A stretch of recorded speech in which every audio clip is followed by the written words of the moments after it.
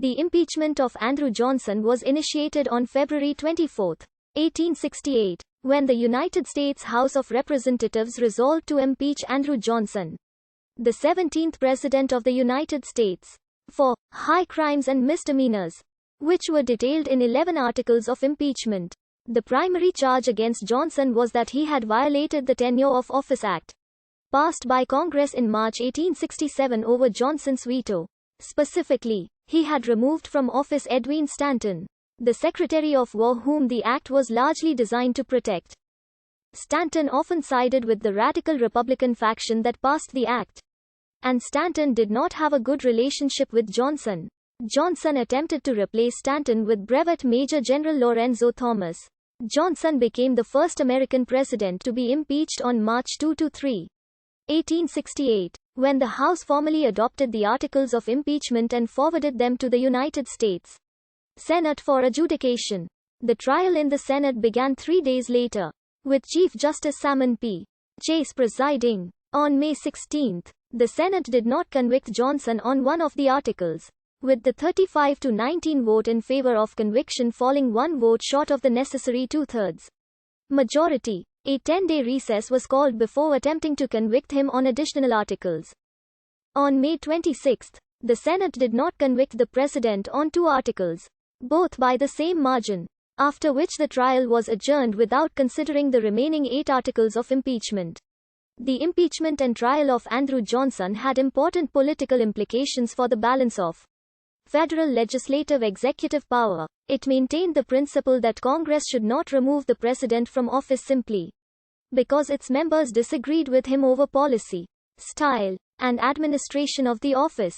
It also resulted in diminished presidential influence on public policy and overall governing power, fostering a system of governance which future President Woodrow Wilson referred to in the 1880s as congressional government. Tensions between the executive and legislative branches had been high prior to Johnson's ascension to the presidency. Following Union Army victories at Gettysburg and Vicksburg in July 1863, President Lincoln began contemplating the issue of how to bring the South back into the Union.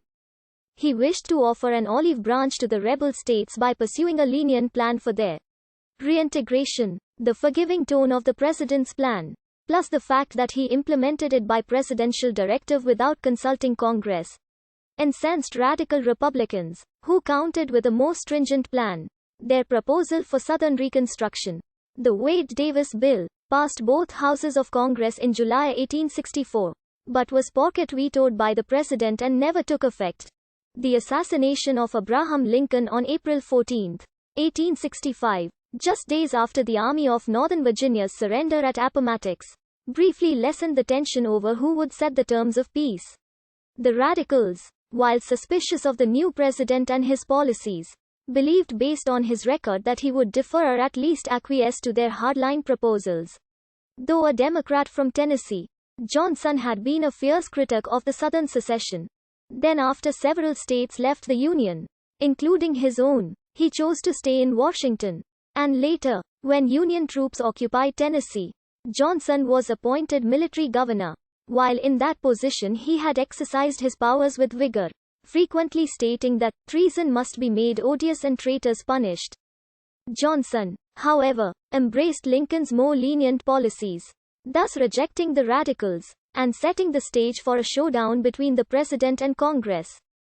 During the first months of his presidency, Johnson issued proclamations of general amnesty for most former Confederates, both government and military officers, and oversaw creation of new governments in the hitherto rebellious states, governments dominated by ex-Confederate officials. In February 1866, Johnson vetoed legislation extending the Freedmen's Bureau and expanding its powers. Congress was unable to override the veto. Afterward, Johnson denounced radical Republicans Representative Thaddeus Stevens and Senator Charles Sumner, along with abolitionist Wendell Phillips, as traitors. Later, Johnson vetoed a Civil Rights Act and a second Freedmen's Bureau bill. The Senate and the House each mustered the 2/3 majorities necessary to override both vetoes, setting the stage for a showdown between Congress and the President. At an impasse with Congress, Johnson offered himself directly to the American public as a tribune of the people.